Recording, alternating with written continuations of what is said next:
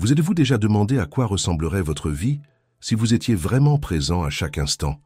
Si chaque choix était fait avec clarté et si chaque jour avait un vrai sens? La vérité, c'est que la plupart des gens sont vivants, mais pas éveillés. Ils avancent en pilote automatique, essayant de plaire à tout le monde, tentant de contrôler ce qu'ils ne peuvent pas et s'oubliant eux-mêmes. Et c'est pour cela qu'ils vivent épuisés, perdus, toujours en train de recommencer, comme s'ils se réveillaient chaque jour dans le même cycle, sans savoir comment en sortir. Mais aujourd'hui, je veux vous proposer un changement simple, puissant et courageux. Vivez comme quelqu'un qui sait déjà ce qu'il veut, et comme quelqu'un qui a décidé une bonne fois pour toutes de ne plus jamais s'abandonner. Les stoïciens parlèrent déjà de cela il y a plus de 2000 ans. Tandis que beaucoup cherchaient la validation, eux, ils retournaient à eux-mêmes. Ils cultivaient la présence, la discipline, la lucidité. Parce que celui qui ne prend pas soin de son intérieur s'effondre à l'extérieur. Et ce changement commence par quelque chose de petit, un engagement envers vous-même. Écrivez ici dans les commentaires « Aujourd'hui, je me donne la priorité ». Mais ne laissez pas ce rappel uniquement dans cette vidéo. Mettez-le dans votre téléphone, dans votre portefeuille, ou quelque part où vous pourrez le relire demain et après-demain. Parce que parfois, c'est tout ce dont on a besoin. Un rappel clair que la vie change quand nous changeons. Avant de commencer, pense à mettre un like, à t'abonner à la chaîne et à activer les notifications. Cela aide à diffuser ce savoir. Maintenant, oui, passons à la première leçon. 1. Arrête de chercher l'approbation. On ne s'en rend même pas compte, mais souvent, on vit comme si on tendait la main en espérant une caresse. Un compliment, un j'aime, un « tu es sur la bonne voie ». Pendant quelques secondes, la vie semble avoir un sens. Et cette sensation, elle devient une addiction. Mais si tu regardes calmement, tu verras ce qu'elle est vraiment, un piège. Plus tu cours après l'approbation, plus tu t'éloignes de toi-même. C'est comme un labyrinthe plein de miroirs, mais sans aucune sortie. Les stoïciens mettaient déjà en garde contre cela depuis des siècles. Ils savaient que confier sa propre valeur au regard des autres, c'est comme construire une maison au bord de la mer. À chaque vague, un morceau s'effondre. Sénèque disait que ce qui compte, ce n'est pas ce qui t'arrive, mais comment tu choisis de réagir. Et cela vaut aussi pour les opinions des autres. Parce qu'à chaque fois que tu ajustes tes mots pour plaire, que tu caches ce que tu penses pour ne pas décevoir, ou que tu changes qui tu es pour être accepté, tu te rétrécis. Et le pire, personne ne le remarque, parce que la recherche d'approbation est une prison silencieuse. Elle se déguise en tendresse, en reconnaissance, en like. Mais au fond, c'est un pacte avec ta propre insécurité. L'opinion des autres est volatile. Aujourd'hui, on t'applaudit, demain, on t'oublie. Et souvent, ce n'est même pas à propos de toi, mais à propos de l'humeur de l'autre, des douleurs qu'il projette, de la journée qu'il a eue. Mais ton essence, elle ne change pas avec le vent. Ton esprit doit être comme un château bien construit, solide, sur les fondations de la raison. Les voix extérieures peuvent frapper à la porte, mais ne doivent jamais ébranler tes fondations. Épictète fut esclave, et pourtant il disait « Tu es libre au moment même où tu cesses de chercher l'approbation des autres, parce que personne ne peut emprisonner celui qui n'a plus besoin d'être accepté. Et voici une vérité que presque personne n'ose entendre. Celui qui vit pour plaire est toujours à un pas de se trahir. Tu n'es pas fait pour entrer dans le moule des autres, tu es fait pour devenir solide de l'intérieur, même quand personne ne t'applaudit à l'extérieur. Pense à un arbre qui pousse dans un champ ouvert. Il affronte le vent de tous les côtés, mais il ne demande jamais au vent de s'arrêter. Il grandit simplement, avec des racines profondes, une direction propre et une présence. Sois cet arbre. Grandis sans permission, même quand personne ne regarde. Et la prochaine fois que tu sens cette envie de changer juste pour plaire à quelqu'un, demande-toi, suis-je fidèle à moi-même ou suis-je en train d'éviter le rejet? Parce que la paix que tu cherches ne viendra jamais du regard extérieur. Elle commence quand tu décides de respecter ton propre reflet dans le miroir. Et si cette vidéo résonne en toi, écris en commentaire. Ma liberté ne dépend pas des applaudissements. Cette phrase est plus qu'une affirmation. C'est un rappel quotidien. La valeur que tu as, personne ne peut te la donner. Et personne ne peut te l'enlever. 2. Couper les distractions inutiles. Nous vivons sur un champ de bataille invisible. Mais ici, la guerre n'est ni pour la terre ni pour le pouvoir. Elle est pour votre attention. Chaque notification qui vibre, chaque onglet ouvert dans le navigateur, chaque vidéo qui apparaît sur votre fil d'actualité, tout cela semble inoffensif. Mais au fond, chacun d'eux vole un morceau de votre présence. Et quand vous vous en rendez compte, vous ne savez plus où vous en étiez, ni qui vous êtes. Marc Aurèle disait « Ne perds pas de temps à discuter de ce qu'un homme bon devrait être. Sois-le ». Cette phrase, simple à première vue, cache une invitation brutale. Arrête de te perdre dans le bruit. Commence à vivre dans l'essentiel. Parce que chaque distraction est comme un fil qui tire votre esprit au loin. Et si vous ne coupez pas ces fils, vous finirez bientôt complètement déconnecté de vous-même. Les distractions sont perfides.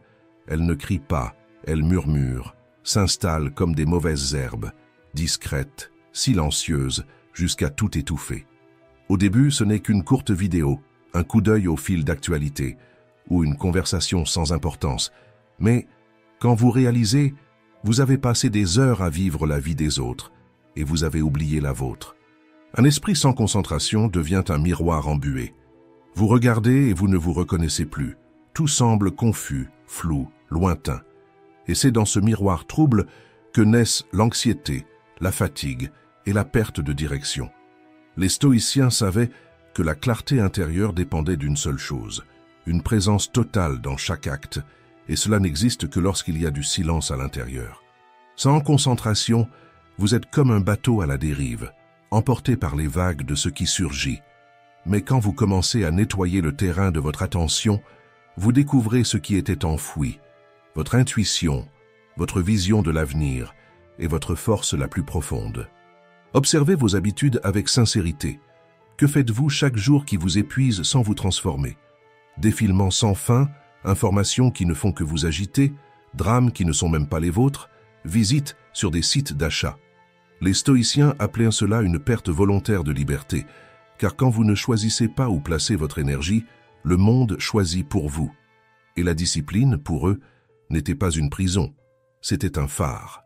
C'était savoir dire non à ce qui vous distrait, pour dire oui à ce qui vous construit.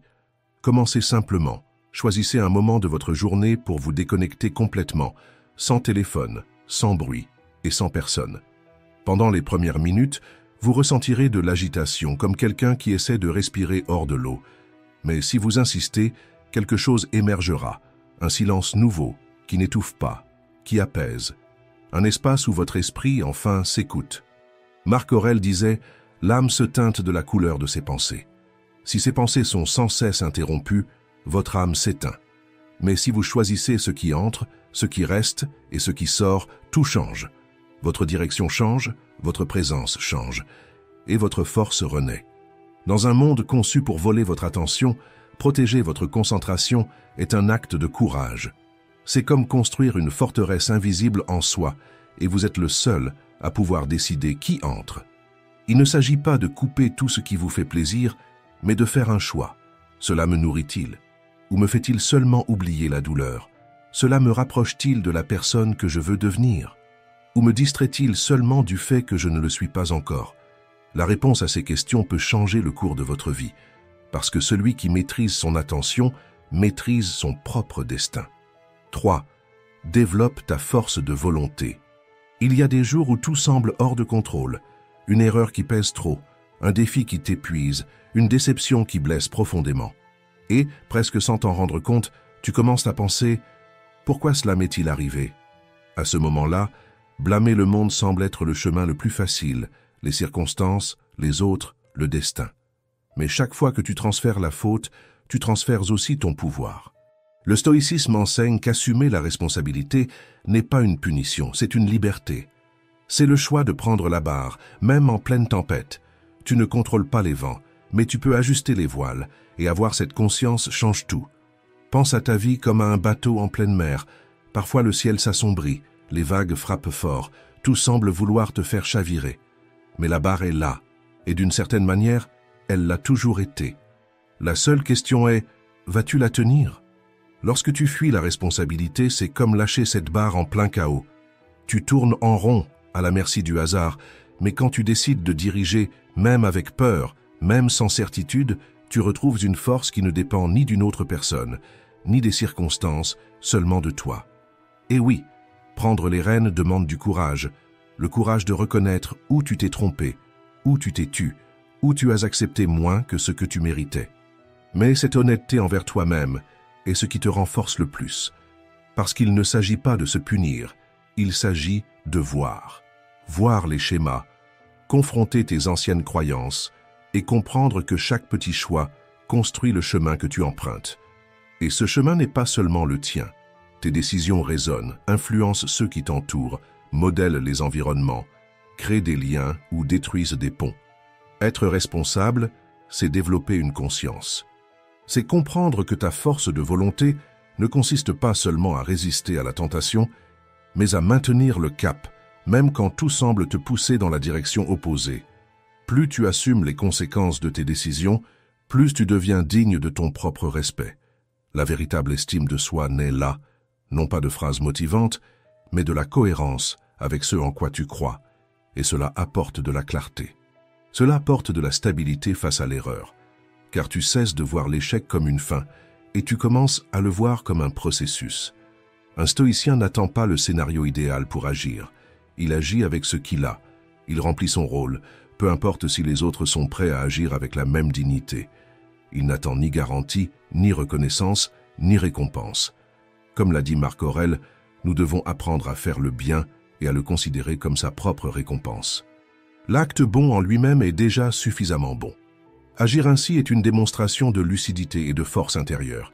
C'est avoir la certitude de ce que tu es en train de construire et surtout de qui tu es en train de devenir.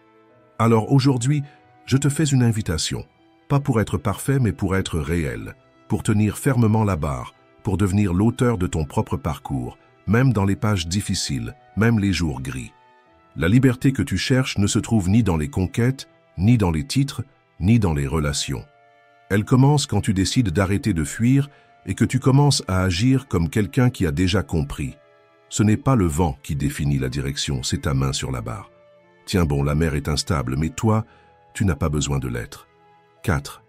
Préserve ton énergie émotionnelle. Imagine un plongeur. Il peut être au paradis dans des eaux cristallines, avec tout un paysage de rêve autour de lui. Mais si l'oxygène vient à manquer, la plongée est terminée. Tout est terminé. C'est exactement la même chose avec ton énergie émotionnelle. Tu peux être entouré de belles opportunités, de personnes intéressantes, d'idées incroyables, mais si tu es épuisé à l'intérieur, rien de tout cela ne sert à rien. Ton esprit se bloque, ton corps réagit mal et même ce qui est bon devient un poids. Le problème, presque personne ne fait attention à cet air invisible qui te soutient. On le gaspille dans n'importe quelle conversation inutile, dans des disputes qui ne mènent à rien, dans des inquiétudes qui ne changent absolument rien. Et quand on s'en rend compte, on est déjà en train de réagir avec irritation, de prendre des décisions précipitées, de s'éloigner de ceux qui comptent, tout ça parce qu'on a perdu son souffle émotionnel. Épictète disait « Ce qui compte, ce n'est pas ce qui arrive, mais la façon dont tu réagis. » Et chaque réaction impulsive que tu as, c'est comme relâcher de l'air d'une bouteille sous l'eau. Tu ne le vois même pas, mais tu perds le calme dont tu auras encore besoin. La plus grande stupidité émotionnelle, c'est de dépenser de l'énergie pour ce qui ne mérite même pas le silence. Et pour protéger ton énergie, tu n'as pas besoin de fuir le monde. Mais tu dois apprendre à ne pas te donner tout entier à n'importe quoi. Grave ceci. Tout ne mérite pas une explication, toute critique ne mérite pas une réponse. Et tout le bruit extérieur ne doit pas devenir un chaos intérieur. Il y a des gens qui t'alourdissent rien que par leur présence. Il y a des sujets qui semblent inoffensifs, mais qui volent ta paix en quelques secondes. Et il y a des petites habitudes, comme regarder ton téléphone toutes les 5 minutes, qui drainent ta clarté sans que tu t'en rendes compte. Alors, commence à observer. Après avoir vu certaines personnes, te sens-tu léger ou alourdi? Après certains endroits, reviens-tu ressourcé ou vidé? Si la réponse est négative, c'est que tu gaspilles ton oxygène. Et le plongeur qui gaspille son oxygène par vanité, par orgueil ou par distraction, c'est celui qui doit remonter à la surface trop tôt et qui rate la partie la plus profonde de la plongée. Ne laisse pas cela arriver à ta vie. Ne gâche pas ta plongée à cause de bruits inutiles. La meilleure protection émotionnelle, c'est le silence.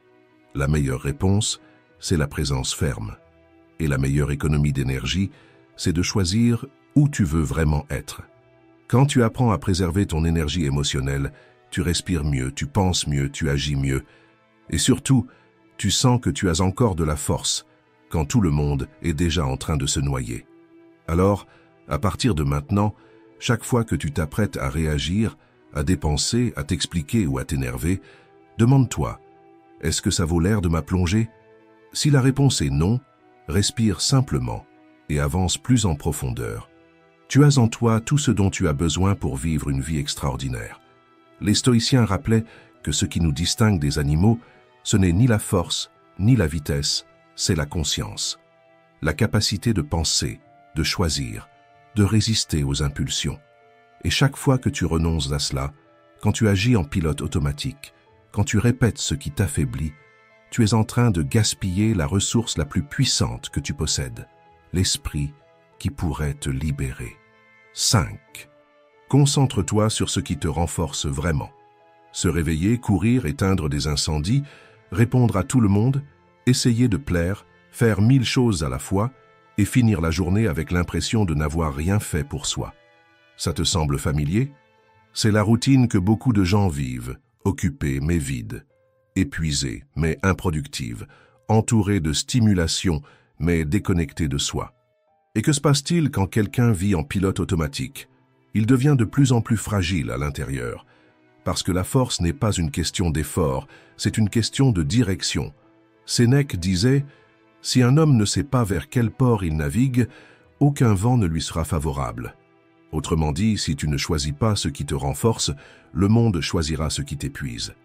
Tu ne peux plus gaspiller les meilleurs moments de ta journée avec des choses qui ne nourrissent pas ton âme. Tu ne peux plus continuer à échanger ton énergie vitale contre des tâches que tu détestes, des conversations qui te rabaissent, des habitudes qui ne font que t'épuiser encore plus. Tu veux savoir où tu seras dans 6 mois? Regarde où tu places ton attention aujourd'hui. La force intérieure se construit avec des choix petits et constants. Lire quelque chose qui remet en question ta vision du monde, écouter une musique qui te fait du bien, faire une séance d'entraînement même quand tu es fatigué, bien te nourrir, respecter ton sommeil et apprendre à poser des limites. Tout cela semble simple, mais ce n'est pas facile à pratiquer, parce que la plupart de ces choses exigent de rompre avec le cycle de la distraction et de l'auto-abandon. Marc Aurèle écrivait pour lui-même « Tu as du pouvoir sur ton esprit, pas sur les événements. Comprends cela et tu trouveras la force. Ta véritable force est à un pas de ta conscience. Tu peux entraîner ton esprit à cultiver ce qui te renforce et à cesser d'arroser ce qui, en silence, te détruit. Avec la maturité émotionnelle, tu comprends qu'une partie de la croissance consiste à savoir couper ce qui t'affaiblit.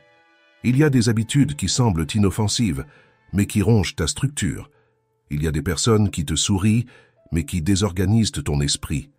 Il y a des pensées qui se répètent tellement qu'elles deviennent des vérités et te maintiennent enfermé dans une version de toi-même que tu aurais déjà dû dépasser. Prends soin de ton esprit comme on prend soin d'une fondation, car c'est sur elle que tout reposera lorsque viendra la prochaine secousse. Se renforcer, c'est ça. Se traiter avec sérieux, faire des choix comme quelqu'un qui connaît sa valeur et cesser de marchander sa paix contre des miettes d'acceptation. Souviens-toi de cela. Ce que tu nourris grandit, et ce qui grandit finit par te contrôler. Alors la question qui reste est, qu'est-ce que tu nourris en toi? 6. Apprends à être seul, sans te sentir perdu. Il y a des gens qui préfèrent n'importe quelle compagnie, même la plus creuse, plutôt que d'affronter leur propre silence. Ils restent constamment entourés de bruit, d'écrans, de voix, de mouvements, parce qu'ils ont peur de s'asseoir seuls avec eux-mêmes et de découvrir qu'ils ne savent pas quoi faire à l'intérieur. Mais celui qui ne supporte pas sa propre présence sera toujours l'otage de celle des autres. Le stoïcisme enseigne que la vraie liberté commence lorsque tu cesses de dépendre du monde extérieur pour te sentir entier. Marc Aurèle disait « Le refuge, c'est le retour à soi ». Et il ne parlait pas de fuir le monde, mais de s'ancrer dans quelque chose qui ne vacille pas avec lui. Être seul, ce n'est pas de l'isolement, c'est un entraînement. C'est là que tu ouvres un espace pour te connaître, c'est là que tu arrêtes de jouer un rôle et que tu commences à te rencontrer. Bien souvent, on échange ce chemin contre n'importe quelle compagnie, contre des dépendances invisibles et des distractions confortables. Mais plus tu fuis ce que tu es, plus tu te sens perdu, même entouré de monde. La solitude ne fait peur que lorsque ton esprit est devenu un endroit inhabitable. Mais quand tu nettoies cet espace, quand tu arrêtes de fuir, quand tu fais face à tes propres vides, quelque chose de magique se produit. Tu arrêtes de chercher dans le monde ce que tu aurais toujours dû trouver en toi.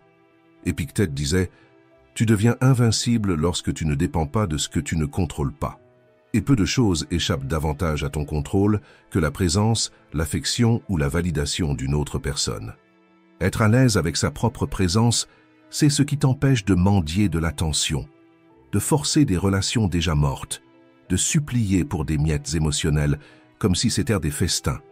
C'est aussi ce qui te prépare à l'amour véritable. Car les relations saines naissent quand deux personnes complètes se rencontrent, non quand deux vides essaient de se remplir. Tu veux t'entraîner à ça? Commence par 10 minutes par jour. Juste toi, avec toi. Il se peut que l'anxiété surgisse ou la culpabilité, des souvenirs ou des interrogations. Laisse-les venir, ne corrige rien. Observe seulement. Tu es en train de découvrir ce qui était resté caché derrière la précipitation. Et avec le temps, tu commenceras à comprendre que le silence n'est pas un vide. C'est un abri, c'est un champ, où germe une clarté qui ne pourrait pas apparaître autrement dans ta vie. Être seul est le premier pas pour ne plus jamais te sentir en manque, même au milieu d'une foule, car celui qui trouve la paix dans sa propre compagnie ne dépend plus jamais du monde pour se sentir chez lui. 7. Abandonne les habitudes qui t'affaiblissent. As-tu déjà vu une infiltration commencer? D'abord, ce n'est qu'une tâche discrète, puis vient la moisissure, une odeur étrange, la peinture s'écaille, la structure commence à céder. Et quand tu t'en rends compte, ce n'est plus une question d'esthétique, c'est une question de risque. Les mauvaises habitudes fonctionnent exactement de la même manière. Elles s'installent comme un détail, se répandent en silence, et soudain, elles rongent ta force de l'intérieur. Et cela ne sert à rien de dire « c'est juste une petite dépendance ». Ce n'est qu'une phase, tout le monde le fait. Car ce qui commence par une concession inoffensive finit par un total déséquilibre. Le plus grand problème d'une mauvaise habitude, ce n'est pas le temps qu'elle consomme, c'est l'identité qu'elle forge. Car plus tu répètes un comportement faible, plus tu commences à te voir comme quelqu'un de faible. Et à ce moment-là, il ne s'agit plus de procrastiner, mais de croire que tu es une personne qui ne termine jamais rien. Tu veux un vrai changement? Ne combats pas de grands ennemis. Commence par éliminer les petites permissions. L'excuse que tu répètes sans cesse, la routine que tu prétends encore efficace, l'application qui te vole 3 heures par jour, la conversation qui t'épuise et que tu continues malgré tout, et l'autosabotage déguisé en repos bien mérité. Ce n'est pas contre un dragon que tu dois lutter, c'est contre un bouton, une habitude, un geste anodin et une décision. Et oui, cela va te déranger. Parce que les mauvaises habitudes sont confortables, elles sont prévisibles. Elles ne te demandent rien, sauf ta discipline, ton énergie et ton avenir. C'est pourquoi, au lieu d'essayer de devenir une nouvelle personne du jour au lendemain, choisis une chose précise qui t'affaiblit et coupe-la sans pitié. Car lorsque tu élimines ce qui te tire vers le bas, tu ne fais pas que marcher plus vite, tu commences à aimer la personne que tu deviens en chemin. Écris dans les commentaires « Aujourd'hui, je coupe sans pitié ». Comme l'a dit Sénèque, cherche la satisfaction de voir mourir tes vices avant toi. Chaque vice que tu surmontes est un pas de plus vers la liberté intérieure. 8. Priorise la qualité plutôt que la quantité. Il y a des gens qui vivent comme s'ils essayaient d'équilibrer 10 assiettes en même temps. Ils trouvent ça beau de tout garder en mouvement, de paraître occupé, de répondre rapidement, de faire plus, de produire sans cesse. Mais sais-tu ce qui arrive à un équilibriste fatigué? Il fait tout tomber et en plus, il se blâme de ne pas avoir su soutenir l'impossible. La vérité, c'est que personne ne peut vivre divisé entre 1000 tâches, 1000 pressions, 1000 objectifs. Ce n'est pas de la productivité, c'est de l'épuisement avec un nom élégant. Sénèque disait déjà, « Ce n'est pas que nous manquons de temps, c'est que nous en perdons beaucoup. » Et la plupart ne gaspillent pas dans de grands excès, mais dans de petites distractions qui deviennent une routine. Ils font tout, vivent épuisés, et, au fond, sentent qu'ils n'ont rien vécu. Tu n'as pas besoin d'en faire plus, tu as besoin de faire mieux. Au lieu d'essayer d'être multitâche, choisis d'être direct, profond et concentré. Parce que lorsque tu es totalement présent dans quelque chose, Même une action simple devient une construction solide. Mais lorsque tu te fragmentes, tout ce que tu fais devient poussière. Tu veux savoir ce qui te renforce vraiment? Une conversation où tu écoutes vraiment. Un travail fait avec intention. Une pause qui n'est pas une fuite, mais une prise de conscience. Un non dit avec fermeté. C'est ça, la qualité. C'est ça, vivre avec direction. Et voici un point clé. La qualité ne naît pas du calme. Elle naît de la décision d'être présent, même quand tout t'invite à te presser. En choisissant la qualité, tu cesses d'être un de plus dans la course. Tu ralentis de l'intérieur et tu commences à voir ce que les autres ne font que bousculer. Et tu n'as pas besoin de changer toute ta vie aujourd'hui. Choisis une chose, une seule, et donne-toi entièrement avec présence totale. Parce qu'au final, la vie ne te jugera pas pour la vitesse à laquelle tu as couru, mais pour ce que tu as réussi à construire avec les mains fermes qui ont cessé de trembler. 9. Contrôle l'histoire que tu racontes sur toi.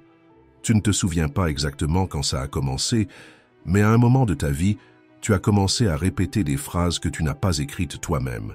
Quelqu'un t'a traité de compliqué. Un autre a dit que tu n'étais pas assez bon. Et cela est resté non pas comme un souvenir, mais comme une vérité silencieuse qui a commencé à guider tes choix. Et le plus dangereux, c'est que tu as commencé à te comporter comme si cette version était la seule possible. Tu as cessé d'essayer, tu t'es replié, tu t'es limité. Et rien de tout cela n'a à voir avec ta capacité, c'est lié à l'habitude émotionnelle de te diminuer. Marc Aurèle avertissait, l'âme s'adapte à ce qu'elle insiste à penser. Autrement dit, ce n'est pas le fait en lui-même qui façonne qui tu es, c'est le récit que tu construis à partir de ce fait. Et si tu répètes sans cesse que tu échoues toujours, que tu n'es jamais suffisant, que tout est plus difficile pour toi, ton esprit va prendre cela comme une direction. Même si c'est un mensonge, tu as peut-être vécu des expériences douloureuses. Mais continuer à les nourrir avec des phrases auto-saboteuses, c'est comme garder un poison dans ton sac au cas où. Et devine quoi? Chaque jour, tu finis par en prendre un peu. Prendre le contrôle de ton histoire, ce n'est pas un acte de fantaisie. Ce n'est pas un positivisme creux. C'est un acte de lucidité. Tu n'effaceras pas ce qu'on t'a dit. Rien ne changera les expériences douloureuses que tu as vécues. Mais tu peux décider de ce que tu continues à répéter. Peut-être que ce qui t'a paralysé jusqu'à aujourd'hui, ce n'est pas ce qui t'est arrivé, mais ce que tu as compris et que tu continues à te dire depuis. Tu veux changer cela? Commence par remettre en question toute phrase qui se termine par « je suis comme ça ». Parce que non, tu n'es pas comme ça. Tu es ce que tu choisis de ne plus être. 10. Prends la barre de ta vie. Parfois, ce qui paralyse, ce n'est pas la peur de se tromper. C'est la peur d'assumer que tout est entre tes mains. Car, une fois que tu reconnais que tu es responsable de la direction de ta propre vie, tu ne peux plus rejeter la faute sur le hasard, sur l'autre ou sur le destin. Et assumer cela demande plus que du courage, cela demande de la maturité. La maturité de comprendre que rester immobile est aussi un choix, et presque toujours, le pire d'entre eux. Peut-être que tu vis dans l'attente, en espérant le moment idéal, le contexte idéal, la version idéale de toi-même. Mais tout cela est une illusion. La décision la plus transformatrice se prend au milieu du chaos, et non après lui. Car c'est là que ta présence fait la différence. Là que tu choisis en pleine conscience ce qui mérite de continuer et ce qui doit cesser définitivement. La vie ne t'attend pas d'être prêt. Elle continue, même si tu es indécis. Et si tu ne prends pas la barre, le courant la prendra à ta place. Peu à peu, sans prévenir, tu t'éloignes de ce que tu étais, de là où tu voulais aller, des rêves qui te semblaient si clairs, pas par méchanceté, mais par manque de direction. Il arrive un moment où tu dois cesser d'attendre que la vie s'organise toute seule. Car, tant que tu repousses la responsabilité de tes choix, quelqu'un d'autre prendra cette liberté pour toi. Parfois, c'est la peur qui décide. Parfois, c'est la fatigue. Parfois, c'est l'habitude de répéter ce qui n'a plus aucun sens. Et sans t'en rendre compte, tu vis une routine que tu n'as pas choisie, entourée de personnes qui ne te représentent pas, luttant pour des choses qui n'ont même plus d'importance. Tout cela parce que tu as laissé la barre entre les mains du temps. Prendre la barre, ce n'est pas une question de contrôle, c'est une question de présence. C'est être assez lucide pour dire « ceci m'appartient et je choisis d'en prendre soin ». C'est comprendre qu'il ne s'agit pas de dominer la vie, mais d'avancer avec intention, même lorsque tout autour semble incertain. C'est effectuer de petits ajustements de cap avant que le décalage ne devienne éloignement. Car trop attendre est aussi une manière de se perdre. Ce qui demande de la force aujourd'hui, ce n'est pas de tout recommencer à zéro, c'est de maintenir un choix mûr jusqu'à ce qu'il prenne racine. C'est cesser de rechercher le contexte idéal et commencer à agir à partir de ce qui existe maintenant. La vie respecte ceux qui se positionnent avec clarté, même face aux doutes. Et bien souvent, c'est précisément ce pas-là qui apporte le soulagement que l'on croyait impossible. Commente ici. Aujourd'hui, je prends la barre. Même sans certitude, je choisis de ne pas m'absenter de moi-même. Car ce qui définit ta trajectoire, ce n'est ni la vitesse ni les réussites parfaites. C'est la décision consciente de ne laisser personne d'autre que toi conduire ta propre vie. Voilà la maturité qui soutient ta liberté. Et ce n'est que lorsque tu décides par toi-même que le chemin commence réellement à te répondre. Et si cette vidéo t'a aidé d'une manière ou d'une autre, laisse un like et abonne-toi pour en apprendre davantage sur la maîtrise émotionnelle. Cela fera une vraie différence dans ta vie. Merci d'avoir regardé.